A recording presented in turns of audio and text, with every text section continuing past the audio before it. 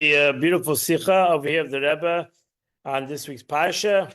Parsha is Vayikra, the first book of the book of Leviticus, as they say. This is going to be the last class before Pesach. Next week is the Pesach, and then is Chalamoid. So we're going to last class, and then get to come together after Pesach. It's important you have your new book. Those are on Zoom, so that you get the next book that is coming out for the next group of classes. That's on the book of Leviticus. We're going to discuss an interesting topic today, a little bit of Jewish law. Today, you should know about it because we're going to discuss something that we learned in the Gemara. So we're going to discuss Jewish law, a very interesting concept in Jewish law in general, and a very interesting philosophic concept about Jewish in a very basic concept of Jewish law that is a very extremely deep concept, and especially to understand it and to live that kind of a way, to be able to handle this situation. Because the question that they asked on page 175, you'll get the setup hopefully from the questions. Ask students to think of a method people use today to cope with being hurt by others. Example, including therapy, journaling, mindfulness, right? How do you handle that kind of situation? When somebody feels hurt, what strategies or tools are you aware of that these people can use in the process of their emotions and move on? How do we move on from when somebody hurts us? And this is going to be an interesting subject, and therefore, in a way, it's going to be very simple. The Torah is going to take a very simple way, but it's not going to be simple for us to, so to say, handle it. Okay, the book of Leviticus, my friend. We started a new book this week. We're going to read the portion of Vayikra, my friends, which deals with sacrificial offerings, right? After building of the Mishkan, the tabernacle in the desert, the most important function of the Mishkan was the sacrifices. Not only in the Mishkan, but in the Beis Hamikdash, was the sacrificial offerings. And it was done every day, and especially in Shabbos and Yontiv, etc. This was a major part of the Beis Hamikdash in general. The Torah over here goes to another concept, and that is the concept of sin offerings in this week's Parsha. Tomorrow, Michem Chitas, the Torah talks about a sin offering that a regular Jew does. He does a sin, God forbid, nobody in this room. But if somebody somebody who sins, in time of the Beis Hamikdash, he would bring unintentionally, he would bring a sin offering. Tomorrow, actually, we're going to learn the chatas of a regular person. And the Gemara says, whoever learns the carbon chatas is if he brought a carbon chatas. So therefore, it's an important thing to learn. And the Torah over here gives us an interesting law. Text number 1. If you don't have the book, you can look at it in Leviticus chapter 5, from verse 20 to verse 26. We're gonna mainly focus on verse 24, but let's get the subject. And God spoke to Moshe saying, verse 21, if a person sins, betraying God by falsely denying to his fellow concerning a deposit, or money given in hand, or any object taken by robbery, or he withheld funds from his fellow. So we're talking about a law where somebody A steals from B, right? And there's no witnesses over here to the stealing. And he makes maybe there's one witness over here. With one witness, you cannot get money. You need 2 witnesses. So there's a concept of a vow. Person can get up, if there's one witness for sure, he can get up and make a vow that he didn't steal. And that's it. He goes home. What happens after they find it? They find that he's a ganef, right? We go with 2 witnesses in the house, and they say, wow, what a beautiful vase. I think I recognize this vase. It looks familiar. And the guy says, oops, oh, I'm sorry, you're right. I think I borrowed this or whatever. And right. So he did now, not only did he steal money, he now made a vow in vain, right? He made a false vow. So as it says, or he found, or let's say nobody caught him. He suddenly is cleaning for Pesach, and he finds the article. He found the lost article and that he denied it and swore falsely regarding it. Any of all these cases whereby a man may sin. Number 23, it shall be when he has sinned and he is guilty, that he shall return the article that he has robbed. Self-understood, he has to return the article, right? He has to give back the article that he stole, or the funds, or it's money that he withheld, or the item that has been deposited. Let's say somebody, this is like a shomer, right? A guy gave me something to watch, and he comes back to get it. I'm an unpaid watchman, and I say, oh, somebody stole it. I'm sorry, I apologize. Somebody stole it. So now I'm not responsible because it was an unpaid watchman, right? And I come later and I say, oops, I found it. So now that's the same concept. I made a false vow. Now I had to return the article. It's been deposited in the article that he has found.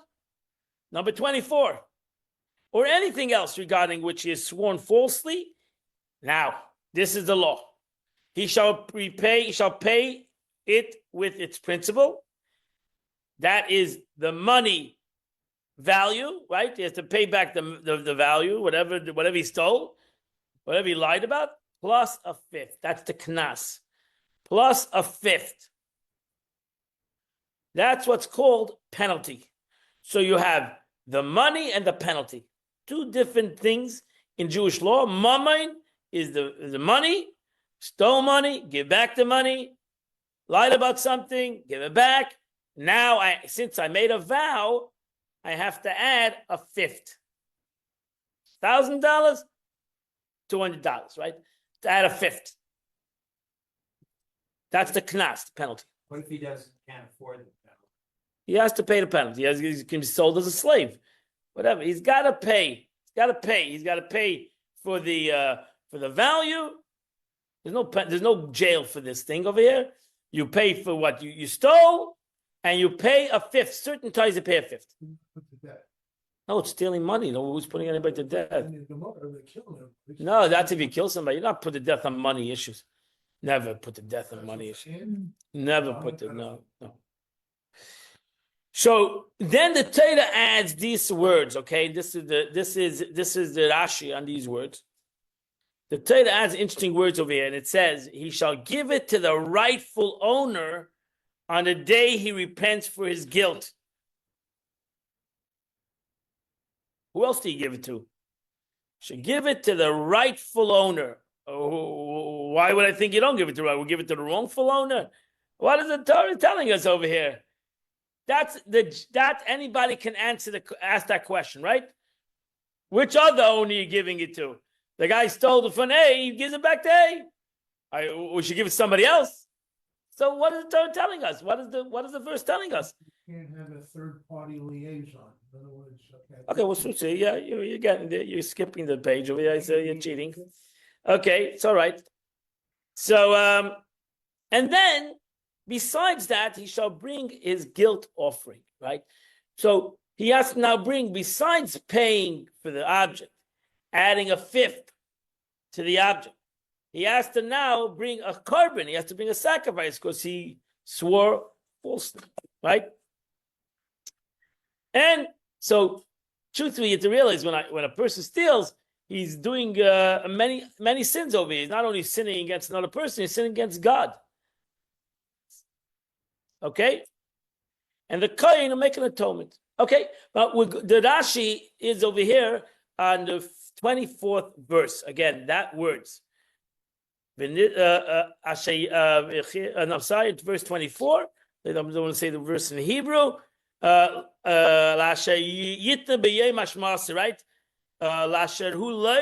He should give it to the person who he stole from. we lied to, that's the one who gives the money to. Rashi says, very interesting Rashi. Rashi says, La'asher hu loy, to the rightful owner. Rashi adds 3 words, to the rightful owner of the money. What is that? It's like a repetition. Rashi repeats what the verse says. Rashi just repeats what the verse says. So what is Rashi saying? What does Rashi want to tell us? Lemi shama min shaloi, to the rightful owner of the money. That's what the verse said. So we have a double puzzle. Number one, why does the verse say it? And number 2 is, why does Rashi repeat it? Rashi is saying exactly what the verse said. So why does Rashi need to say those words? It's seemingly like a repetition of the verse. So it's a question on the verse itself, so to say, and it's a question on Rashi. Why does the Rashi repeat it? So before we get to the Rashi, because according to the Rebbe, the Rashi wants to give us a deeper meaning of the verse. We have to first understand the verse itself. Before we go to the deeper meaning of the verse, we have to understand what the verse is telling us. What is the verse telling us? We've got to get to the law of this verse. So, as he said, so there's a Gemara. It's an open question. This is not a hidden question. The Gemara asked that question. What does the Torah mean that you give it back to the simple meaning of the verse? You should give it back to him. So it's a Gemara in Baba Kama 3a. The Gemara says, the Mishnah says, one who robs another of an item worth at least 1 pruta and takes a false oath to the robbery victim claiming their innocence and then later wishes to repent, he must give back the money to the victim, even if this is necessary, chase them as far as Medina. He has to travel or whatever. He has to travel to Australia. He's got to go and he's got to do this. He's got to go and give him back the money. Today, can he sell him? But okay, he's got to go and give him back the money. And what the Pasuk wants to tell us, that the Rambam may not give the payment to the victim's child or agent, but may give the payment to an agent of the court. If the robbery victim has died, the money must return to the heirs. He has to give it. So that's the simple halach in the Mishnah. That's a Mishnah. Simple. And the Mishnah, the Gemara continues. The Gemara says, "What is the reason?" And the Gemara brings this verse. The Gemara brings this verse, the verse that we said in this week's Parsha. He shall give it to the rightful owner on the day he repents. So the Gemara says, it's a pasuk. The pasuk says that you have to give it in his hand, so to say. You have to either give it to the court. The court is, in Jewish law in general, you should know the court is considered the hand of the person. In many aspects in Jewish law, the court takes, so to say, the court has the power to become the person that it represents. But in general, you have to return the object to the person. Okay, that in general you should realize what I just said before. When a person steals somebody, the Torah puts heavy things on the person because a person should not come to the conclusion easy come, easy go. Right? Especially if I'm a wealthy man, I'll steal from people and just pay them back. Right? It's an easy thing. The Torah there's no jail time. There's no machaya. I have the money. Why not? I'll steal from you, and then next month I'll pay you back. Machaya 1, 2, 1, 3. So therefore, the Torah says it's not so simple, right? If you steal, you have to pay back, and now you've done a sin to God. Besides that issue, and number 2 is, as the Rambam says, there's many things we learn from this. To mafayis him, you can't just give the guy the money back. You have to mafayis him, and you have to appease him. You have to make sure that the person feels that he just wasn't taken advantage of.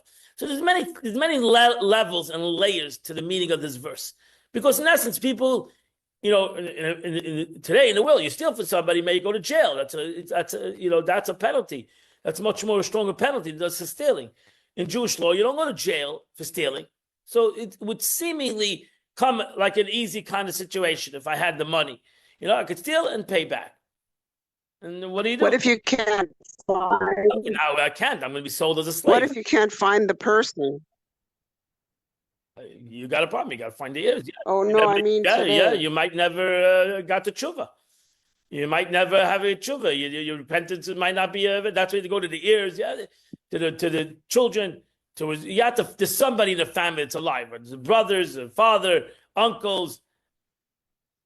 Where there's a will, there's a family. So there has to be somebody alive. In it's very hard. Let's see. Yeah, there's a situation. The Gemara says that you can't pay. Let's say it's a convert. So now the person, the convert, passes away. God forbid. I have no children. God forbid. And they converted. Now who do you pay? The family is original family is not considered in Torah law as a say blood family. It's not considered family. So that will be a situation you cannot pay back. So we find that when it comes to money, you always can pay back. If it's not to the person, you can pay back to his family. And you always can find a family, whether it's because in Jewish law, the family can go to the father's family. So it's always you have family. It's uncles, cousins, children, grandchildren, great grandchildren. You always can pay it back. So that's why the mayor, in 3b, it says it clearly what the Gemara means. To its rightful owner, the verse spells out that the restitution must be made to the owner of the solar item, meaning it must be given to the owner directly. It needs to be, that'll make it easier. I'll steal from you, and I can sell you. That's the thing. I can send it to somebody else. I don't even look in you in the eye anymore, right? I stole from you, and I can give you back the money. No, comes the Torah and tells us, you have to really face the person. Truth thing, you said before, you chop off somebody's hand. The Torah says a hand for a hand, even though we know it means the value of a hand for a hand. So why does the Torah say a hand for a hand? If the Torah means money, it could have said openly money. So why does the Torah say a hand for a hand when it doesn't mean that way? And it's a great question. It's not my question. It's a known question. And one of the answers is that. Really, that you should be a hand for a hand. It should be. The Eibishter Achmanis on you, that he's not taking you off your hand. But you shouldn't think that by giving money you have done your restitution. You have done your deed. I can go now and act like nothing happened. No, you took the other guy's hand off. You should really lose your hand. You should really use a hand for a hand. It's not you just kind of give money and say I've done my deed. No, you took the guy's hand off. He's going to live without a hand for the rest of his life. Your money is never going to be enough to give him back his hand. There's no money in the world that's going to give him back his hand. So really, it's a hand for a hand. You should realize that. And you should really do unbelievable tshuva, because you took, God forbid, if you took off somebody's hand, and you should make sure not only do tshuva to God, but you should make sure to do tshuva to this person that you did, maybe be his helper for the rest of his life, because it's a hand for a hand. It's not so simple. Just give cash, even though you're only going to give cash, really, because that's really the punishment, cash. But really, you're not getting away with the cash. It's really not that way. The other guy still doesn't have a hand. But I'm just giving you why the Torah says a hand for a hand, even though it doesn't mean a hand for a hand. Okay? Because the Torah wants to tell you, my friend, it is a hand for you. You've really done something more than, there's no money that you can give that will give back this guy's hand or his foot or whatever, his eye or whatever you took, whatever you heard him. So in essence, the Torah also over here wants to maybe tell us there needs to be more than just giving the guy money. You need to face him. You need to rectify the situation emotionally, physically, spiritually. You've hurt somebody. You've hurt him. You've hurt him. You have to rectify it. It's interesting that Allah says, you learn the Mishnah. The Mishnah says a pruta. It's very interesting. It doesn't say mammon. It says a pruta. A pruta means a penny or 2 pennies. In Jewish law, you take 2 pennies from somebody who's stealing from him, right? Don't think that stealing is $1 million. That's called hurting somebody. You look in the Mishnah, the wording of the Mishnah, which we just read. The Mishnah says a pruta. Pruta is a pruta means the lowest denomination of money in those days, which is like a penny. I don't know if that's value today or what a penny of value is. Whatever. We're talking about a minimum value. Okay. Right? So that's one of the ways of looking at it. Asher loy means that the person needs to pay the guy money back. But we have two laws, as I said, in this pasuk. We have two laws in the pasuk. The pasuk talks about two different laws: the law of restitution of money, and then the law of penalty. The Torah added a penalty, right? Chamish is a fifth, right? The Torah added an extra money to this penalty. And besides giving it back to the owner, and as I said before, you have to console, you can fire him, you have to make sure to control him. The Torah says you have to add a fifth. So it's not only $1,000, it's $1,200. You got to give, who do you give the extra $200 to? That's really. Oh, that's the question. We're not so sure. Maybe the extra 20th goes to the Eibishter. Maybe the extra 20th goes to God. Why should the guy himself get the money? The guy got back his money. I stole from him $1,000. I give him back $1,000. Now you're asking me to give extra $200. That's a penalty. Who does the penalty go to? The verse. We might say how do you know the verse means that it goes? That the penalty goes to him. Maybe the penalty goes to the Beis Hamikdash. So, right, I might think that way. Maybe that the penalty should go to. Why should I give the penalty to the guy that I hurt? Right. You can actually cause damages if somebody doesn't have the money to buy. Right. Okay. So it's okay. That's right. Okay. Right. Talk about it. So Gemara explains. Well, we're go step by step in this law. We're going step by step. Yeah. What do you want to say? Something? Okay. Oh, you're good. So therefore, even though you might have a thought that maybe the penalty should not go to the one who got hurt, maybe the penalty should go to the Beis Hamikdash, to the rabbi, to the synagogue, right? That's a discretionary fund, correct? So therefore, look at text number 4. So this is also spoken about. It's not it's a subject to the rightful owner, of the money. Rashi, the verse states that the thief must return and pay.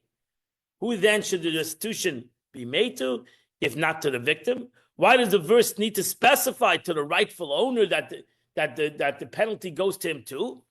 I made a thought that the principal should go pay to the original owner, but add a fifth should be donated to the divine service, like a sacrifice. The verse therefore states, right? No, the verse tells us no. The verse says no. It goes the penalty, even though the penalty is not repaying. You repaid the guy. I stole $1,000. I pay back $1,000. Now you're telling me I should be penalized. So I give a penalty. Maybe it goes to the Beis Hamikdash. Because the question is, why is there a penalty? Why did God add a penalty? What's the purpose of the penalty? Is it for the victim, or is the penalty for the aggressor? What is the reasoning of this penalty? No, so you should know you don't add a penalty when you steal. If you listen to the beginning, I said you only add a penalty if I made a vow. I don't add a penalty if I steal in general. There are certain times that added a penalty. Over here, if you learn, we're learning of a person that made a vow. That he made a vow. I didn't steal it. I didn't take it. Now he has to add a penalty. So he admits that So he he lied. no penalty. All right. That's the Gemara we learned. So a penalty is only when he's caught with it. Caught his pants down, so to say. When he's caught, a penalty is not paid on own admission.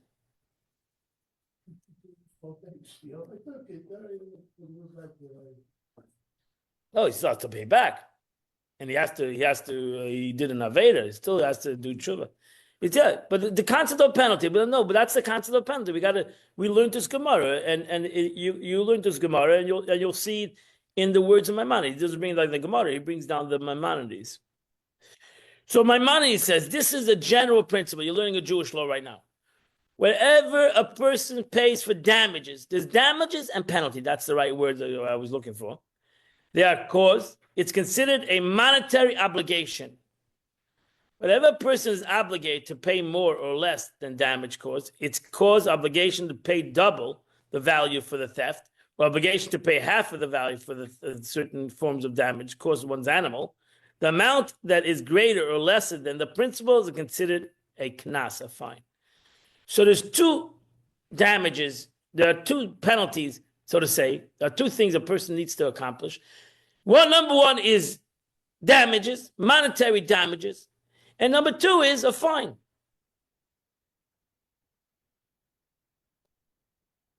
So this is the difference. One of the differences between a fine and monetary damages. A fine is required only when one obligation to pay is established through the testimony of witnesses, or through a vow also. When a person's obligation is based on their own admission, they absolve the obligation to pay a fine. So, for example, even if you made a vow, I made a vow, right? I made a vow, you gave me something to watch, you come after that, I say it was stolen, okay, I'm not responsible because there's certain times when you give me something to watch, I'm not a non-paid watchman, I'm not responsible, the thing was stolen from my house.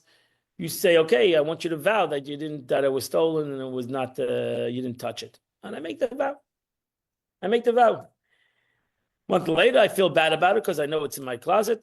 So I come forward and I say, I'm sorry, I found it. I don't say I can't believe it. I found the object. It was amazing. I was cleaning for Parsha and I found the object. So I give you back the object and everything is fine. If two witnesses come and say, oh, I think we saw the object in Yankel's house, now I pay the fine. Well, You don't pay a fine on own admission.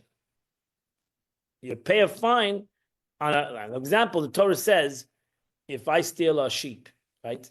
A sheep, okay, it's interesting law in the Torah, right? If I steal a sheep and I'm caught with it, I pay 4 or 5 times. That's all again that's a penalty. Besides, I have to give back the animal, I have to pay 4 or 5 times the amount of the animal. Again, that is only if I'm caught. If I come back and I say, here's back, I'm sorry, I took your animal, I was hungry, I had my children, blah, blah, blah. Here's back your animal, I walk away. There are other differences between a fine and a penalty. Right? Also, a penalty is only the penalty the Torah says. Over here, like in this week's portion, the Torah says a 5th. Right? You cannot make it a 6th. You can't make it a 10th. You can't make it double. The Torah gives the penalty. We find penalties at kaifer. Like a person, God forbid, an animal kills a person. You find this to kaifer. You find this throughout the entire Torah. The concept of a penalty. That means besides the value of the object, you have to, the stolen object, whatever it might be, there's certain penalties. So, example, if somebody steals from somebody and he's caught, then he pays back. There's no penalty in every geneva that I do. Right? In general, the uncle steals, he pays back. That's Torah law. You pay back. You have to pay back. Sometimes you have to give a fine. Not always. Sometimes a fine is given. Like in our case over here, we made a vow. In our case, in our story, the Torah is when a guy made a vow. That means there's no 2 witnesses. If there's 2 witnesses, you don't have to make a vow. There's no vow involved. 2 witnesses come and say, Yankel stole $1,000. He has to pay back the $1,000. There's no vows involved. There's no thing involved. Over here is a situation where it's an iffy situation. As I said, in this case over here, for example, you gave me something to watch, and now I agree that I've taken it to watch, and now I say it's stolen. So here we have a vow. Well, let's say, for example, you gave me $100 as a loan, and I say it was only $50. Now, and I have to make a vow that it was only $50. And now I come back and say, oh, I feel bad, it was like $100. So I made a vow. I made a false vow. I made a vow in vain. Now I have to bring a carbon. I made a vow in vain. So in general, if you come to me and say you owe me $100, and I say, I don't know what you're talking about. I don't know what you're talking about. I never took a penny from you. What can you do? It's a general rule. If you want to take money from me, you have to bring the witnesses that you gave me $100. So if you come to me and say, you bring me to court and say, this guy stole $1,000 from me. And I say, I don't know what you're talking about. What are you talking about? I didn't steal a penny from you. Then you have to bring witnesses that I stole $1,000, right? Until you bring witnesses, there's no case. Taking a vow. No, there's no vow. A vow is only if I say, okay, I think it was $500. Or if there's one witness over here that says, yes, you gave me $1,000. So that can make me do a vow. But besides that, there's no vow. I don't take a vow that you say I owe you $1,000. The Dean can't make the person take a vow. No. Because you'll bring people into the court every day to make vows. Right? Anytime. I'll say you owe me $1,000. I'll bring you to court. Now, let's say you don't want to vow. Let's say you're going to say to the court, I don't make it up. So you're going to pay me $1,000.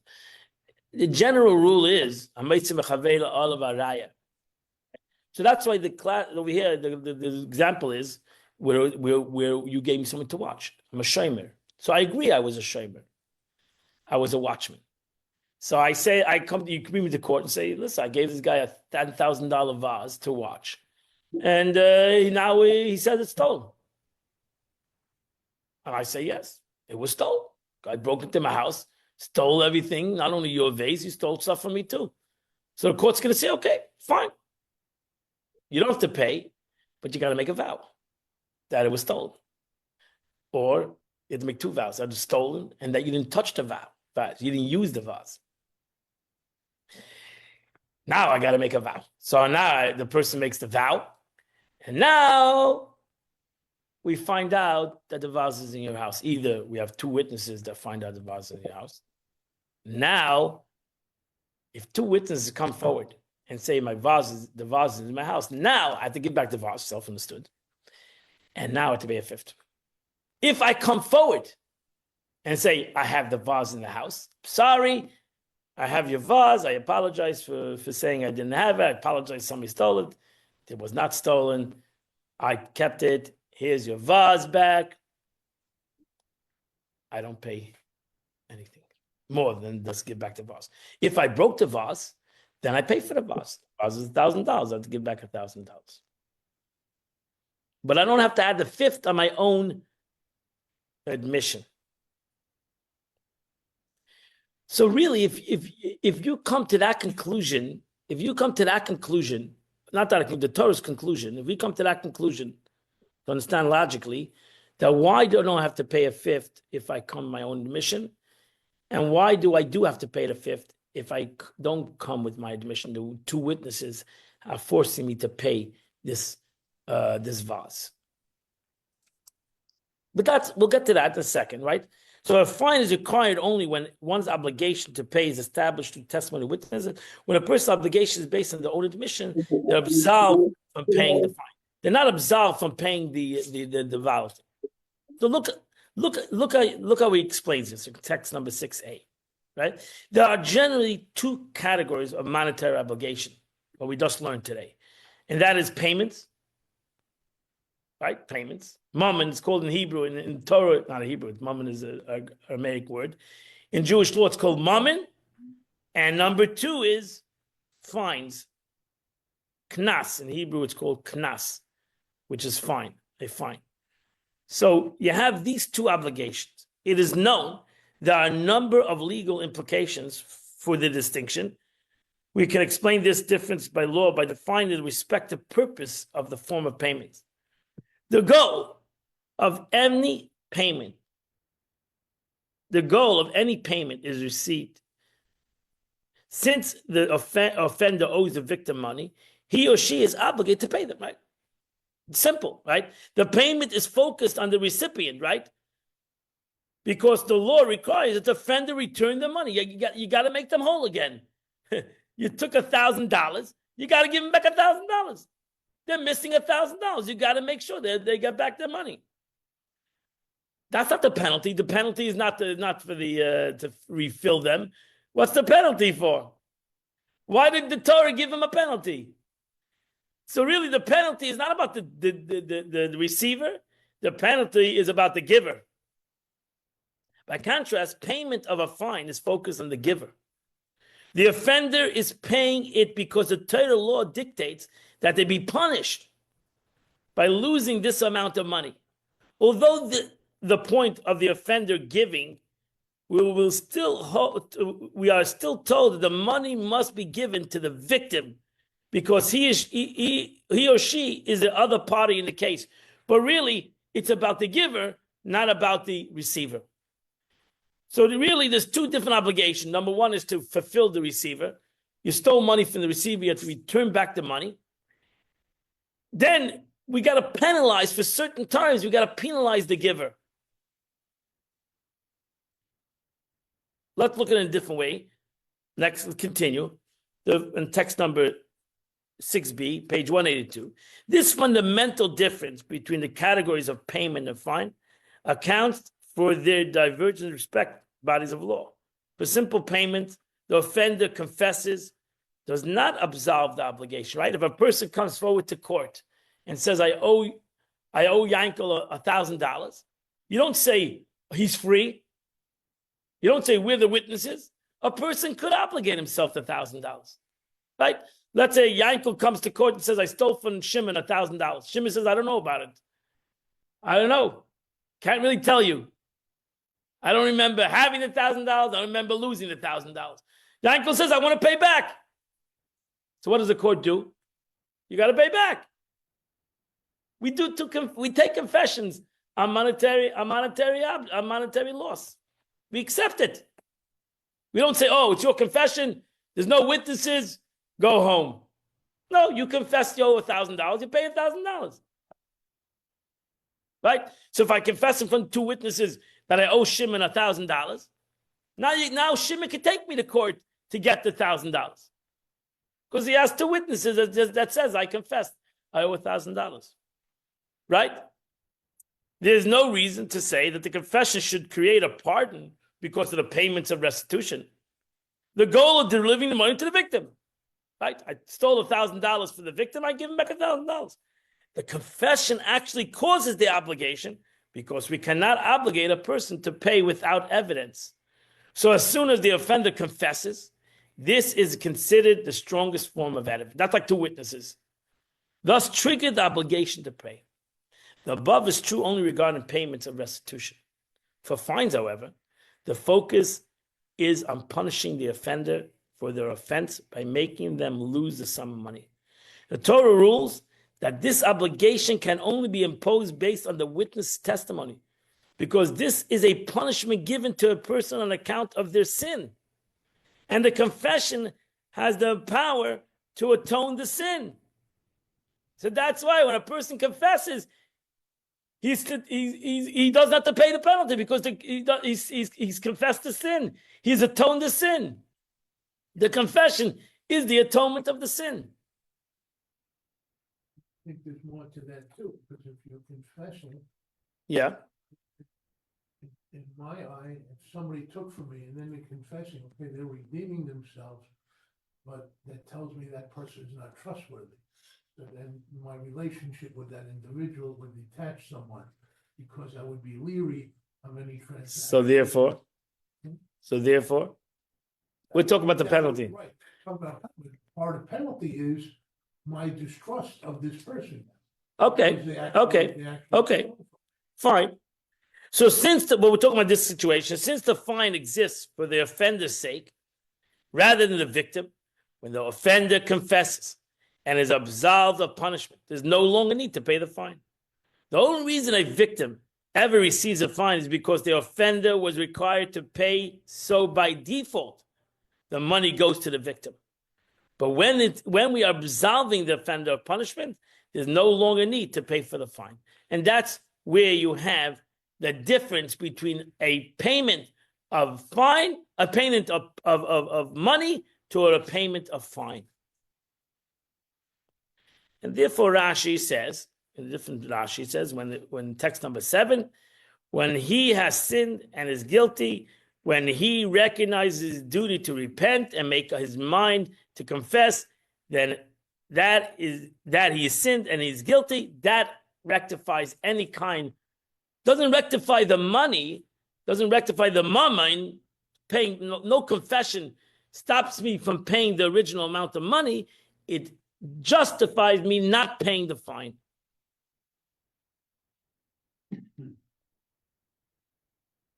So we thus now explained a Jewish law concept in what we read today in Jewish law. Okay, the difference between money and the difference between a penalty, and the difference is money. The general difference. The other difference is, you can learn the Gemara. The general difference is money, monetary. I can pay monetary on a confession. I can't pay penalty on a confession. And that's what we learned in today's Parsha, this week's Parsha, concerning something else really, concerning the concept of a sacrifice and how to repay a sin to somebody that I've hurt. Okay? Beautiful concept in Jewish law we just learned. Hopefully you got the basic picture. Now let's go back to the Rashi. Now let's understand what Rashi wants to tell us over here. What does Rashi really want to tell us over here? And when Rashi says that when it comes to the fifth, the chamisha ziyasav alav, adding a fifth, when you have to pay the fifth, when it comes to paying the fifth, so really, the question is, why should I pay the fifth to the guy, the victim? I really should pay the fifth to God because it's because of my sin, right? The fifth is because of my sin. I should really pay it to the Eibishter because that's like the carbon I'm going to bring. I don't bring the sacrifice to the person. I bring the sacrifice to God. So why don't I pay the fifth? The Torah tells nevertheless, even though logically maybe I should pay the fifth to God, Torah says you pay the fifth.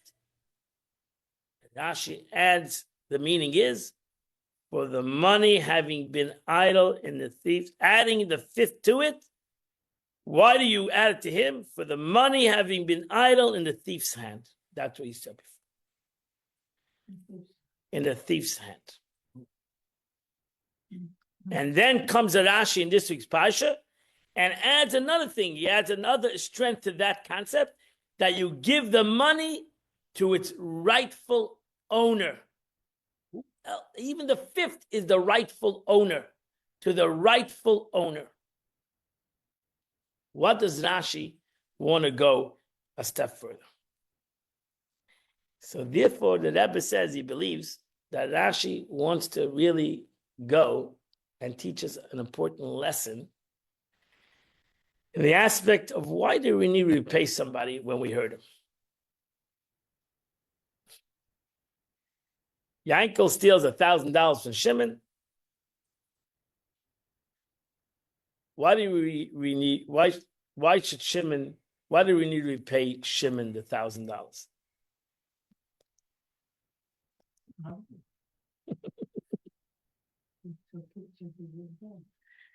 So I always say there's a famous Gemara that says when Yankel comes back to give Shimon the money, he should say, I don't need the money.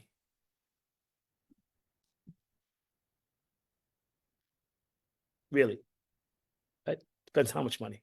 But he should say, it's all right. Keep the money.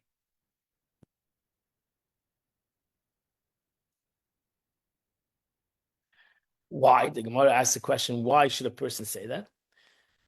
And the Gemara answers, because that will get him to do real tshuva. That will get him to do real tshuva.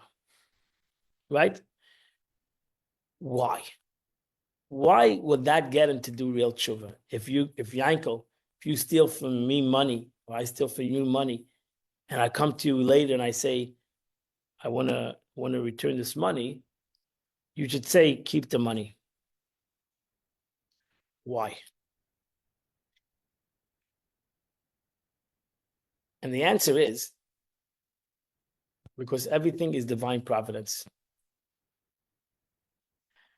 In essence, a person has to come to this understanding that when somebody steals from me, is that God wanted him to that this money should be taken from me.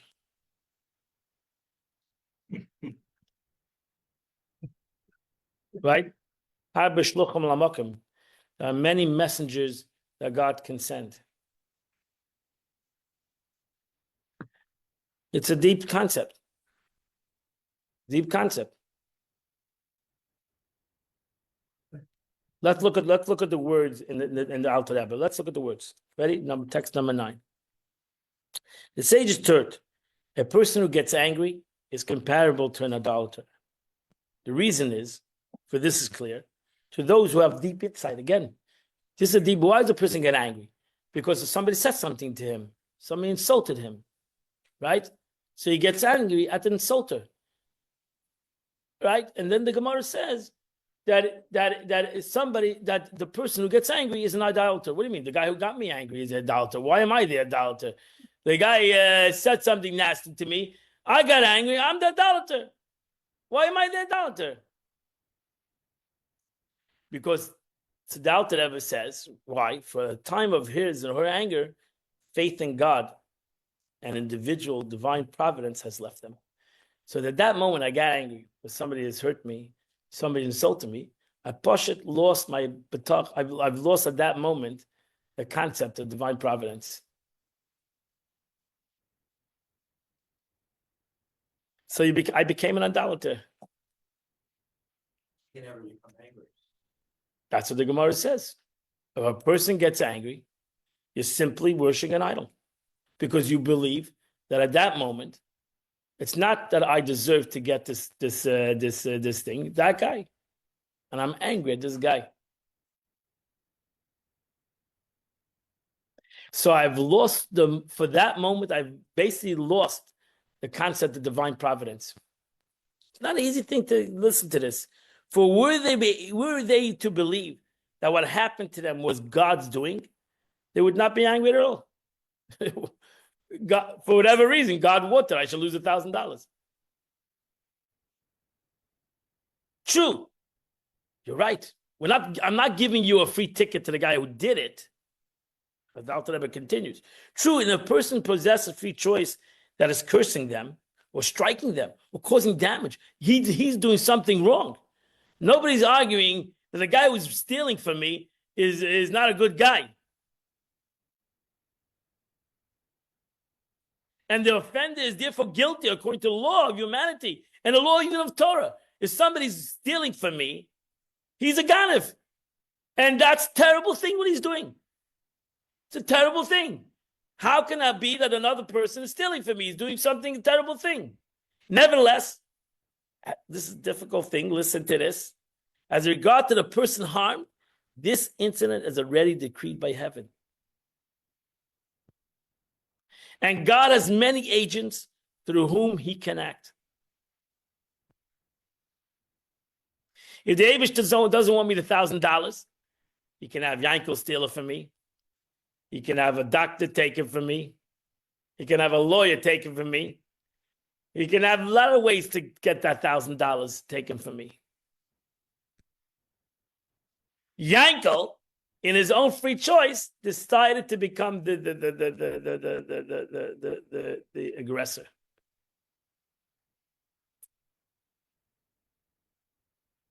You understand what he said? So moreover, it's not only that the heavenly decree gave permission in principle and made it possible on them to suffer injury, even at the moment at which the offender strikes or curses them, there's a vested in the offender a force of God and a breath of his mouth that animates and sustains them.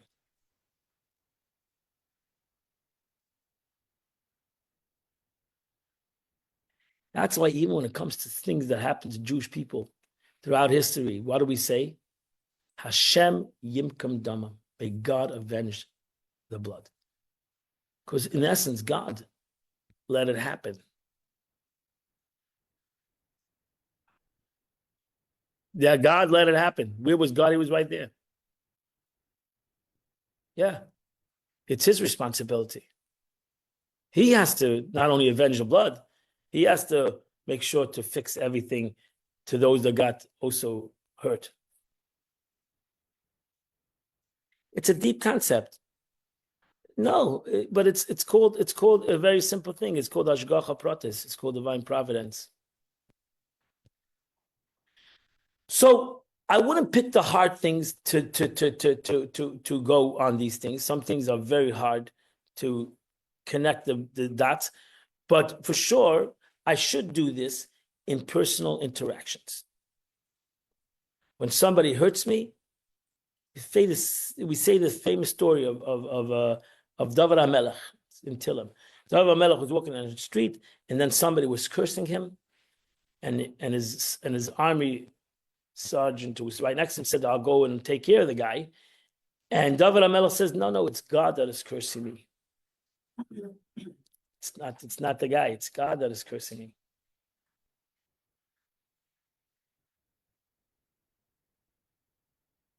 Right? You have the same expression, Joseph and his brothers. Atem shaftam lara. You thought this negative, the Eibishter thought this positive. God runs the world. If it would have been negative, it would have been God who made this negative. It doesn't take away your culpability. It doesn't take away your responsibility. Talking about the victim, the person who's getting hurt. Nobody should. So look at the Rebbe says in text 8. It's very difficult. Listen to the words. You have to listen to these words. The fact that money was taken away from the victim does not prove that they were destined to lose the money forever. It's possible that God decree that they'll lose the money for a certain amount of time. We will only able to determine if the decree was forever or only temporary from the events that unfold. If the thief returns the money, this will prove that the decree was only temporary. If the thief doesn't return the money, well, then know that the decree was the loss of money was forever. Since we do not know exactly the divine decree on the victim it is clear that the thief has no right to refuse to return the money or delay the return of money. He should return the money right away. Because the thief doesn't need to know what his role. He became suddenly a tool that he's on his own free choice. He became the tool of God. He became the tool. He didn't have to become the tool. He could have said, "Go find somebody else." Right? We know even when Vespasian came to destroy the Beis Hamikdash, one of the things he did, he took a bow and arrow and he shot it, and everyone went towards the temple. It says, right, beautiful medrash, and he said, "Oh, I realize that God wants to destroy the temple, but I'm not going to do it. I'm not going to do it." That's why Pharaoh was, even though God hardened his heart, he should have said, "I'm not doing it." He should have said, "Not me. Go find somebody else. I'm out." Everybody can do that. So there's no excuse for a person to say, "Oh, but I'm the messenger of God." So when I steal from you money, and you come and say, "I want the money back," I say, "No, go to God. I'm the messenger. Don't shoot the messenger." I can't do that because that's my free choice to be that messenger or not to be the messenger. I don't have to be that messenger, and I should never want to be that messenger. And if I fell in to be the messenger of God to steal from you, I should come and give you back your money. No question about it. And that's why the Gemara says, if you, Baruch Hashem, don't need the money, you should say, keep the money. Keep the money. Do tshuva. It's more important you repent than the money. It's more important that you do tshuva, that you realize why you stole. Why are you stealing? Why do you have the capacity to steal more than just repaying the money back? Some people get back and they're repaying the money. Easy come, easy go. I hurt somebody, I say I'm sorry, and I think everything's fine. It's not that way. Things are not fine. Things need to be worked on yourself. So God decreed the victims suffer permanent or long-term loss. This is the same as striking somebody or causing them damage with the argument that itself will prove that there was divine decree, that the victim would say, "That's stupid. So don't take the Alter Rebbe statement and say, you know what? If I punch you, you deserve it. It's true you deserve it. But I didn't have to be the messenger for that punch. I could have said, I don't want to be the messenger. I don't want to be the messenger of a punch. I want to be the messenger of a hug.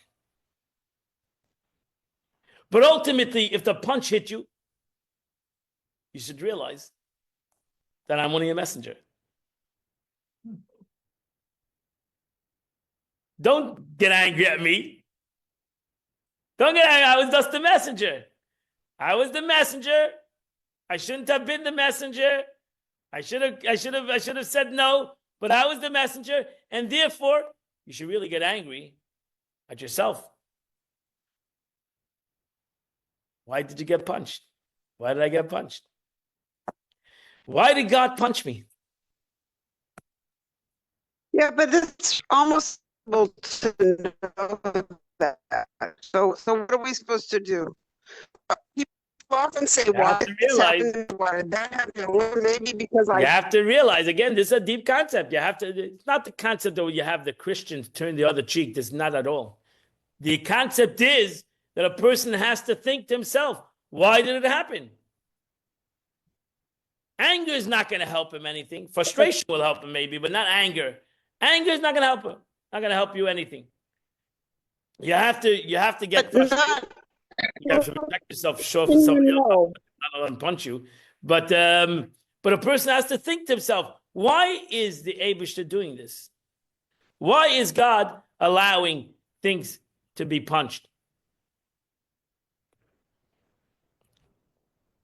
But Rabbi Bookett, it's not practical. Like, why did the hostages get taken?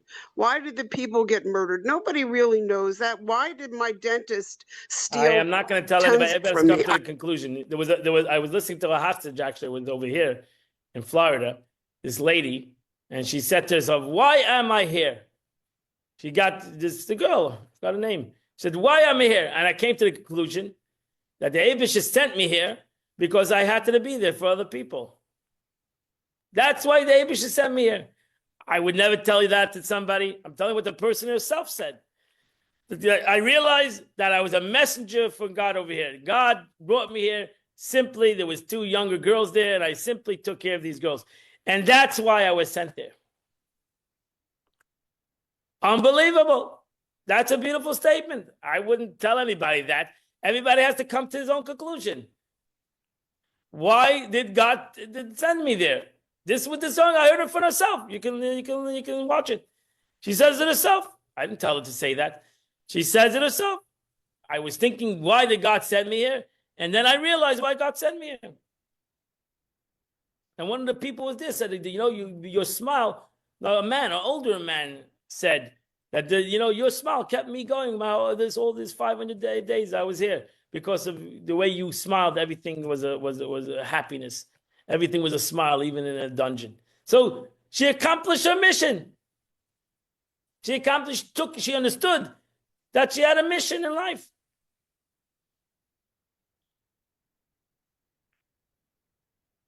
The Rebbe says that Yosef HaTzadik, and it's not an easy thing to do. I'm not saying this easy.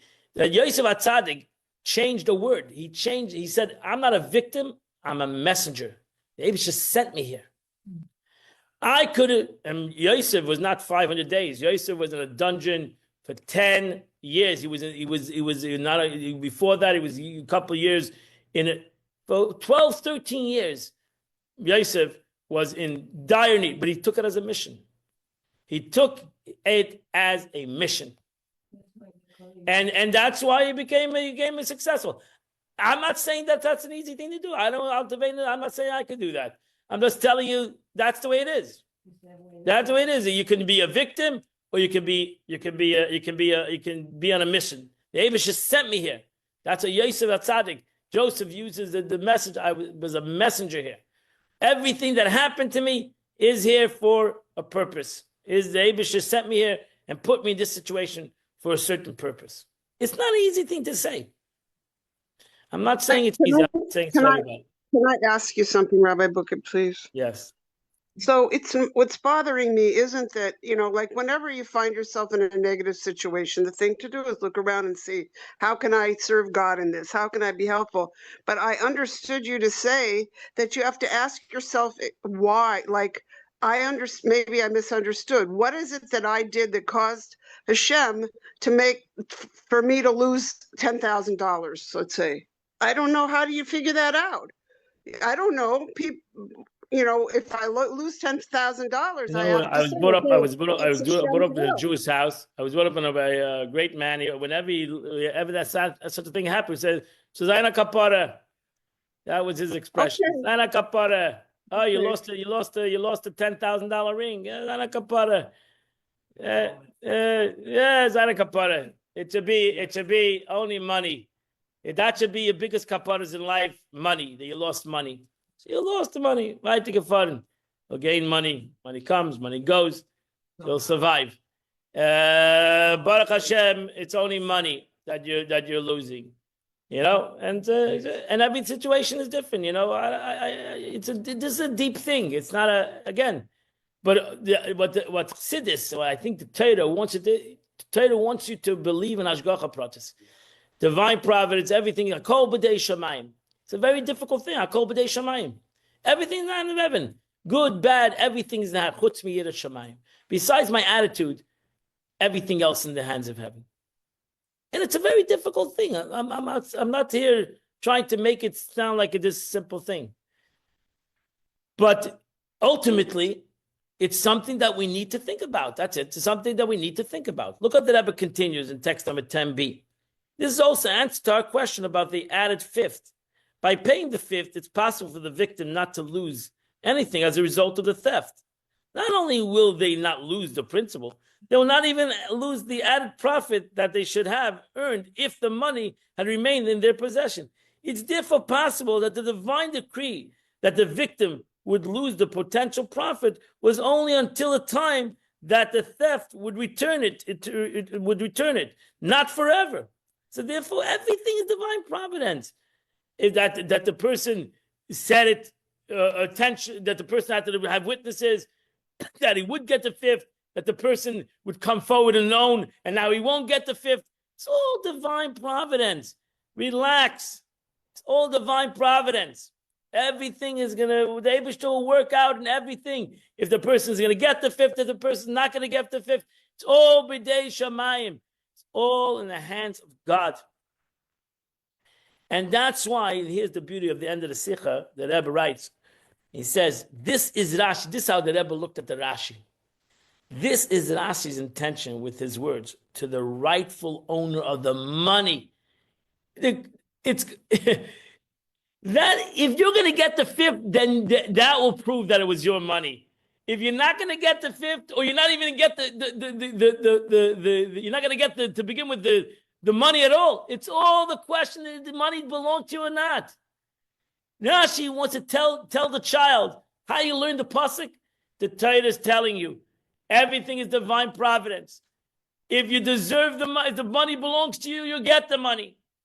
If the money doesn't belong to you, you won't get the money.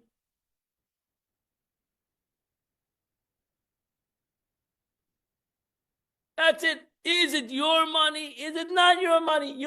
Time will tell. Time will tell. If the money belonged to you, or the money did not belong to you. And either way is divine providence. If time will tell that the money will come to you, then you'll know it was your money. If time will tell you're not going to get the money for whatever reason, the guy died, the guy had no money, then the money didn't belong to you. And Zol Zaira Kapara. The money didn't belong to me, let it be a kapara. I feel better now when I invest in the stock market. If the stock goes up, it goes up. It's divine providence. If the Eibusher wants you to have the money, you'll have the money. Time will tell. Time will tell. Everything time will tell. You don't have to get angry. You don't have to get frustrated. If it's your money, you'll get the money. If it's not your money, you won't get the money. That's it. That's the way. That's how Rashi. So that's how Rashi emphasized the word Shamamin Shaloi, that the money is his. The Eibishter will show, the God will show you if the money is yours. And I don't think to get angry, nothing to start screaming. The Eibishter will show you if the money belongs to you or not. If the money will belong to you, the stock market will go up. If the money doesn't belong to you, then it never belonged to you. And there's nothing to get angry and get all such excited. What if the money belongs to you one month and not in another month? So then it will happen. So the money will belong to you that month, and the next month doesn't belong to you. That's why the Eibishter will give you the money when he wants to give you the money. And there's no reason to lose faith in anything. What? You can take the money and tell them that you're taking the money, so you're absolved. No, you're not absolved. You're not absolved. What you're telling me is God gave this Donald Trump. Yeah, that's it. Whatever the Eibishter wants, he does. And that's it. And that's it. And trust me, no, the world's not coming to an end. Where everything's going to work 100%. Relax. There's no concept of going Meshuggah. Relax. The Eibishter runs the world. If you think that the Eibishter doesn't run the world, then you should be all tzaddik. But God runs the world. This morning, the paper said that Bibi wants the Gazans to leave Gaza. The Palestinians should go somewhere else. That's exactly what Donald said. So let's go further. Text number 10. So let's go further. Let's end this off. This is Rashi, right? This is Rashi's intention with the words to the rightful owner of the money. Rashi isn't just telling us that the fifth needs to be given to the victim. He's also giving us a reason for this. We can only prove that there's divine decree that the victim would lose their money in the past. Regarding the future, we must consider it the victim's property and add a fifth in order to restore their property to the fullest. That's what the person should want. The person who stole should want to fulfill the guy's totally. Not only the money, but the guy who stole should want to, because he became the messenger of negative. He should want to fulfill the guy and give him the 50. He should want, because it all belongs to him. That's really, not only you stole the person's money, you stole his, when you steal money from somebody, you steal their integrity, you steal their self-worth, you're stealing more. Pay him more. Pay him more. He deserves the money. He deserves the money. Because even though you didn't take the fifth, you didn't take that fifth. No, you did take the fifth. Maybe you took more than the fifth. Right? You took more than the fifth. He could have made money with that money. Maybe by him, money is the beginning and the end of the world. What do you mean that you shouldn't want to give him the money? You should give him the money. You should give him more money. And you need to give more than just give him the money. You need to face him. You need to cajole him. You need to make him happy because you hurt the guy.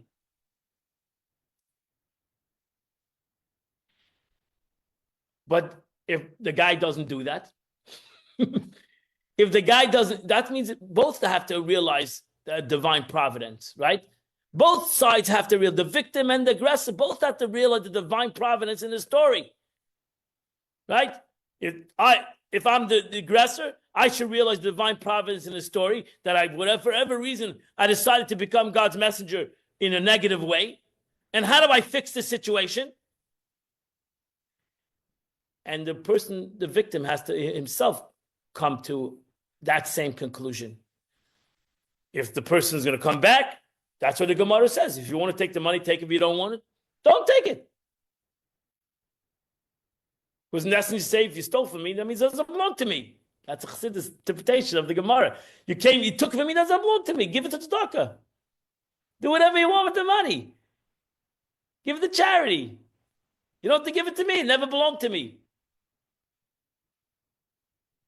That's a story, the famous story of the Baditchev who was buried with the miser, and that was his story. So he basically brought God as a guarantor, and the guy never paid. These people never paid back, and he said, "God paid me back. I don't want the money. God paid me back. You took the money from me, and then God paid me back." I could quickly explain that story. So the story is of the miser of the city. Everybody hated him, and I'll say it quickly. And everybody hated him. And then he died. And he passed away. And they came to the Baditcha. They wanted to bury him someplace in some kind of a dump. And the Baditcher said, no, I want to be buried next to him. They couldn't be imagined. So they made a special place for him, right? And no, it was not the Baditcher, it was a Tosfos Yontiv, I'm sorry. And he said, I want to be buried with him. And so they did. Created a beautiful spot in the center of the cemetery. And he said, after the whole thing, they came to him, they said, like, why do you want to be buried as miser? So he said, there's 3 stories that happened with this miser and me. And they were basically, the stories were that whenever a person was in dire need, they would come to him and he would give them money. He would give them lots of money. One guy came to him and said, did it all matan b'seis. It was all a hidden situation. Nobody knew about it. What? Yeah, it was giving money. But the famous stories were that the one time a guy came to him and said, listen, I have no money. I'm going to go to another state. If you can tell my wife, she's going to be very angry that I'm leaving. Tell her, I'm telling my wife that I work for you and you'll pay her every month. And he agreed. And he said, who's going to guarantee this? He said, the guy was a poor guy. He said, God. So he said, okay, but in 3 years, you have to pay back or your guarantor. I'm going to go to your guarantor. So that's what happened. The guy didn't show up for 3 years. He didn't show up 4 years, whatever. Came at the end of 5 years, whatever, and he came to pay back his money. The guy said, I'm sorry, but you lost, the loan came to an end, and I went to the guarantor. And the guarantor paid me. So wait a minute, the guarantor? The guarantor was God. So yeah, God paid me. So why can't God be the guarantor? He said, crazy. I want to pay you. I owe you the money. You saved my life. You lied to my wife and you paid all this money. And so he schlepped him to the Tosfos Yontiv. He sent him to the rabbi of the city. And they had this argument in front of the rabbi. The guy said, the miser said, I got paid. God paid me. I went to the guarantor. He paid me. And the guy said, that's ridiculous. I want to pay the money. And I paskin like him. And he said 3 different stories that happened in the same kind of situation. He said, you see, the guy, that's a person that right, really, the guy owes him the money. He said, God paid me.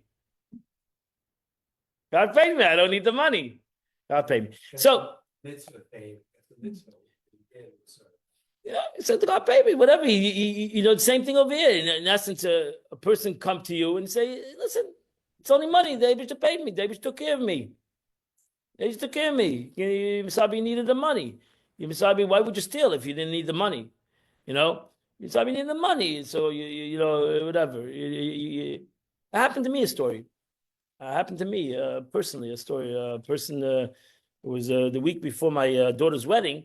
I was going to New York to buy many things. I was storing for months. I stored up this cash. I decided I'll take cash. I don't know why.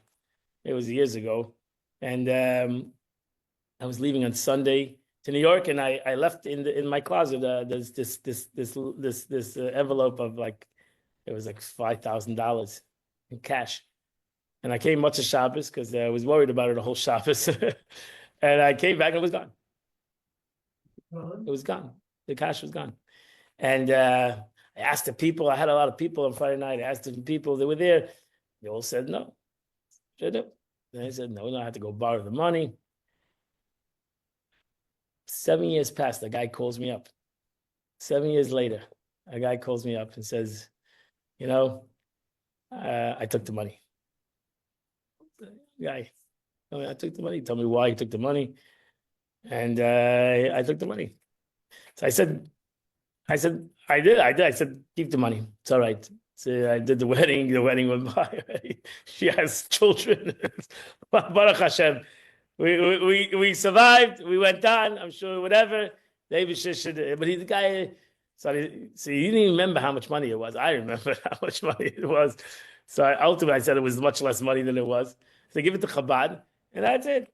And that was that. The story happened. So he came back. He claimed to me it was on drugs and he took it for drugs or whatever. It was Yeshiva Bacha. It's a sad situation. But the guy came back 7 years later on his own to tell me that he it bothered him. They took this money and he wanted to repay me, would pay me the money. So I don't know, it's unbelievable thing that really doesn't. Really, I had no witnesses, so really, al pi halacha, I cannot. It's on his own free admission. He didn't have to come forward, and I would never know. And the truth is, till today, I don't know who it is. I'm not sure who it is because I'm bad in names. So even if I meet him now, I wouldn't remember who it is, and I'm happy about that. I'm happy. I don't remember who it is, and that's it. So Baruch Hashem, whatever it is, what it is. Yeah, I know. Because it's a kapara. So I'm happy that they had a beautiful wedding. She had a beautiful family. It's not a kapara. It was worth the $5,000 kapara for the sake of having a happiness and health. I don't know. I cannot. I'm not a navi. I'm not a tzaddik. So I don't know exactly I don't know exactly, but I'm sure I needed to have some kind of because it was a tough situation for me. Self-understood. And but we survived. Baruch Hashem. We not only survived, we thrived, and life went on. It was only money, thank God. Thank God it was only money. And we should only realize that divine providence and everything has been Hashemayim. Should have a wonderful Kosher Felech and Pesach, everybody. And we should only have joy and happiness in our lives. And God bless you all.